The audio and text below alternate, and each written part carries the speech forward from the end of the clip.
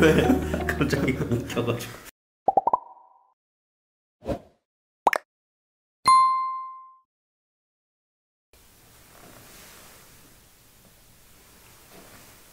안녕하십니까. 총학생회 정후보로 출마한 신소재공학과 김주원, 부후보로 출마한 교육학과 이동인입니다. 모든 학우를 위해 존재하는 학생회, 학우들이 필요로 하는 모든 것을 담은 학생회, 학우들을 위해 모든 것을 거는 학생회 라는 의미를 담고 있습니다. 저희 공약의 테마는 크게 세 가지로 나누어 볼 수 있습니다. 교육권 보장, 재무 주권 확보, 생활권, 복지 및 대학 문화 향유 등 여러 영역에서의 편의 제공이 저희의 주요 공약의 테마입니다. 그 중에서도 주요 공약을 뽑자면 교육권 보장에서는 학점 부여 기준 완화 및 교육비 환원율 제고, 재무 주권 확보에서는 계열별 차등 등록금, 산출 근거 명시 및 회계 분리 요구를 들 수 있습니다. 홍익대학교 현행 제도의 문제점으로는 10명 미만의 수업에 대해 절대평가가 이루어지지 않고 상대평가의 기준이 일방적으로 적용된다는 점, 실험, 실습, 실기, 연습 과목 및 교양 외국어 과목 등에 대한 비율 조정이 이루어지지 않는다는 점 등이 있습니다. 인원수가 적은 수업이나 특수한 성격을 지닌 수업에도 대형 강의에서의 상대평가 비율을 그대로 적용하는 것은 수업들의 특성을 올바르게 고려하지 못한 채 평가를 진행하는 것이라고 볼 수 있습니다. 인원수가 적은 수업의 경우 실제 학습자 간 역량 및 성취 수준에서의 차이가 크지 않음에도 불구하고 낮은 수준의 학점을 받는 학생들이 존재할 수 있습니다. 또한 평가의 대상이 되는 성취 수준 및 수행 결과물들이 정량적으로 환산되지 못한 수업의 경우 일반적인 이론 과목에서의 평가 방식대로 상대적인 성취도를 측정하기보다는 교육 활동에서 의도했던 목표를 달성했는지 평가받을 수 있도록 해야 하기 때문입니다. 따라서 우리는 수강 인원 10명 미만으로 개설된 수업에 한해 절대평가가 이루어질 수 있도록 체계 개편을 요구하고자 합니다. 또한 실험, 실습, 실기, 연습 교과목 및 교양 외국어 과목의 성적평가 부여 기준에 대해 A등급은 40% 이내, A등급과 B등급의 합은 90% 이내로 설정될 수 있도록 체계 개편을 요구하도록 하겠습니다. 2020학년도 중앙운영위원회에서는 학교본부 측으로부터 성적 부여 비율 적용을 최대가 아닌 최소로 적용할 것, 이론 교과목의 성적 부여 비율을 5% 더 늘려줄 것 등을 지속적으로 요구했습니다. 하지만 학교본부 측은 성적 인플레이션 등을 이유로 들며 완강히 거부했습니다. 따라서 우리는 최소한의 성적 부여 체계를 개편한 것을 목표로 할 것이며 이후 학교 본부와의 논의를 지속하여 추가적인 개선이 이루어질 수 있도록 할 것입니다. 현재 전인교원 1인당 학생수 법정 기준은 공학계열과 예체능 계열 모두 20명입니다. 하지만 현재 홍익대학교는 전인교원 1인당 공학계열 32.46명, 예체능 계열 28.93명을 담당하고 있습니다. 이는 홍익대학교의 전인교원이 충분한 수준으로 확보되지 않았음을 의미합니다. 이뿐만이 아닙니다. 홍익대학교는 전인교원뿐만 아니라 비전인교원의 수 또한 현저히 낮습니다. 이로 인해 담아두기 기간까지도 과목을 담당할 교수가 정해지지 않아 강의 시간과 강의실, 수업 계획서가 나오지 않는 것입니다. 따라서 우리는 공학 및 예체능 계열 전인교원을 법정 기준에 도달할 수 있도록 확보를 요구할 것이며 최소 2차 담아두기 기간 전까지 교수, 강의 시간, 강의실이 확정될 수 있도록 요구할 예정입니다. 저희 선본이 서울서부권대학 5개 교의 정정 및 철회 기간을 비교해본 결과 정정 기간은 홍익대학교와 큰 차이가 없었습니다. 하지만 수강 신청 철회 기간은 큰 차이가 있었습니다. 대체적으로 타 대학교는 한 달의 철회 기간을 보장하나 홍익대학교는 오직 일주일만을 제공하고 있습니다. 이에 따라 홍익대학교 또한 한 달간 철회 기간이 마련될 수 있도록 학교 측으로 요구하고자 합니다. 학생회는 결국 실현 가능한 방안을 통해 체계를 마련할 수 있어야 합니다. 현재 저희가 말씀드리는 내용은 이상적인 방안 중 하나라는 점을 우선 말씀드리며 보다 더 편리하고 효과적인 방안이 마련된다면 언제든 이는 변동될 수 있음을 우선 알려드립니다. 현재 실험, 실습, 실기실 활용 체계는 통일성을 보이지 않은 채 단과대학, 과마다 상이한 양상을 보입니다. 그럼에도 불구하고 저희가 파악한 바로는 현재 대체적으로 클래스넷을 통해 문진표를 제출하고 홍문관 진단소에서 팔찌를 받아 착용하는 방식 정도로만 학생들을 통제하는 것으로 알고 있습니다. 따라서 저희는 문진표 작성 세분화를 통해 학교 방문의 목적에 따른 인원 체크를 효과적으로 진행하고자 합니다.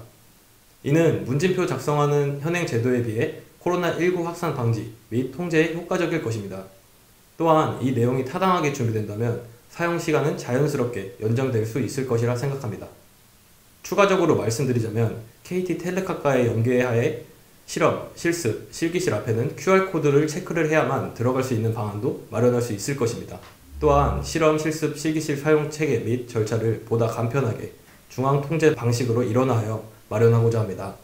특정 과에서는 과 사무실 혹은 담당 교수, 심지어는 학과장과 학장의 허락까지 맡아야 실기실을 사용할 수 있습니다. 반면 또 다른 과에서는 신청만 한다면 선착순에 따라 사용이 가능할 수 있도록 하는 과들도 존재합니다.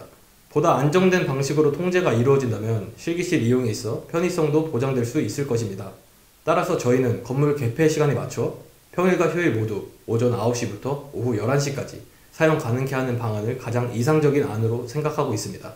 물론 그렇다 하더라도 무작정 사용 인원수와 시간을 코로나 이전 시대와 같이 늘릴 수는 없을 것입니다.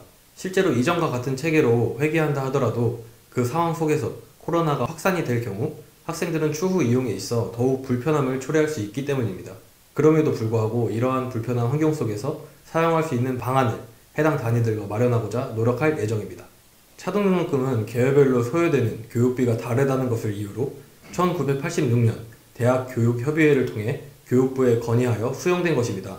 여기서 가장 큰 문제점은 해당 금액이 제대로 된 근거를 가지고 책정된 것이 아니라 인문사회 대비 단순히 엠벨을 하여 책정된 금액이라는 것입니다. 이는 현재 홍익대학교 내 계열별 차등 등록금에 대한 산출 근거를 명확히 나타낼 수 없는 이유입니다. 이에 덧붙여 현재 홍익대학교는 서울 캠퍼스 내 단과대학 간 회계 분리는커녕 세종 캠퍼스의 회계마저도 분리되지 않은 채 이론적으로 처리하고 있습니다. 이는 차등 등록금 중 일부 비율로 분배되는 실험 실습비를 제외한 잔여 금액에 대한 세부 집행 내역을 확실하게 파악하게끔 하는데 어려움을 가중시키는 가장 큰 문제점 중 하나인 것입니다. 이를 근본적으로 해결할 수 있는 방안은 교육비 원가 계산의 도입입니다. 교육비 원가 계산을 도입하여 정확한 계산을 통해 등록금을 책정한다면 문제없이 회계분리가 이루어질 수 있고 계열별 차등 등록금 산출 근거 및 집행 세부 내역 또한 명시될 수 있습니다. 따라서 올해는 교육비 원가 계산을 도입한 회계의 투명성 제고를 궁극적 목적으로 설정하고자 합니다. 다만 교육 원가를 분석해 등록금을 산정하는 것만으로는 복잡한 대학 재정 구조에 대한 혼란을 일으킬 수 있으며 최악의 경우 오히려 등록금을 높이는 문제를 발생시킬 수 있다는 것 또한 인지하고 있습니다. 따라서 중장기적인 계획을 세워 계열별 차등 등록금과 관련된 문제를 명확히 해결할 수 있는 방안을 적절히 마련할 수 있도록 할 예정입니다. 교내 건물 특성에 따른 비상시 대응 행동 강령, CCTV 사각지대 위치 체크 등의 내용이 포함된 교내 건물 안전 시스템 매뉴얼을 제작할 예정입니다. 학교 본부와 협의하에 위와 같은 내용을 조직할 수 있도록 할 예정이며 인스타그램, 카톡 공지를 통한 카드뉴스 홍보, 그리고 페이스북 등을 통한 아카이빙을 진행할 예정입니다. 클래스룸은 수업과 관련한 모든 내용을 받아볼 수 있게끔, 클래스넷에서는 그 외 학사행정과 관련된 모든 내용을 받아볼 수 있게끔 하는 방식으로 2020학년도 2학기부터 이원화되어 운영되었습니다. 클래스룸은 기존 클래스넷에 비해서 기능이 많고 세분화되어 있습니다. 공지 알림들은 세분화되어 있고 과제 알림장이라든지 퀴즈 등 다양한 기능을 갖추고 있습니다. 또한 강의 수강 시간이라든지 과제 제출 데드라인까지 얼마나 남았는지 등에 대한 구체적인 수치를 기준에 따라 제공하여 편리한 학교 생활이 가능하게끔 합니다. 이 클래스를 활용해 정규 수업 외에 다양한 강의를 수강하거나 스스로 개설할 수도 있게끔 하는 것이 굉장한 장점 중 하나라고 생각합니다. 다만 기능이 많고 세분화되어 있는 만큼 직관적이지 못하고 기능들이 정돈되어 있지 않다는 느낌이 들 때가 많습니다. 모바일 코스모스 앱에서는 기존 클래스넷과 다르게 새로운 과제 등이 올라올 경우 해당 과목란에 빨갛게 N표기가 뜨지 않는다든지 공지사항과 교수님 알림장 등의 기능이 상부적 분포를 이루지 않는다든지 홍익대학교 홈페이지에서 클래스넷만 바로가기가 있고 클래스룸은 주소를 쳐서야만 바로 들어갈 수 있다는 등의 문제가 있습니다. 또한 초기와 달리 요즘은 로그아웃 시간 제한이 굉장히 타이트하게 잡힌 것들도 이야기할 수 있을 겁니다. 따라서 올해는 보다 직관적인 클래스넷 및 클래스룸 활용이 가능하게끔 그러면서도 세분화된 기능은 더욱 활발히 활용할 수 있도록 하는 방안을 마련하고자 합니다. 우선 저희의 기조는 학우들의 수요에 따라 최대한 많은 학우분들이 만족하실 수 있는 온라인 행사를 다수 기획하고자 하는 것입니다. 차등 등록금 문제, 학점 완화 제도 공약들과 같이 대동제 또한 1년 행사 중 대학 구성원 간의 화합을 추구하는 의미의 행사로서 다른 안건들과 같이 매우 중요하기 때문입니다. 하지만 대동제와 같이 많은 예산이 투입되는 거대한 규모의 온라인 행사에 대해서는 많은 고민이 듭니다.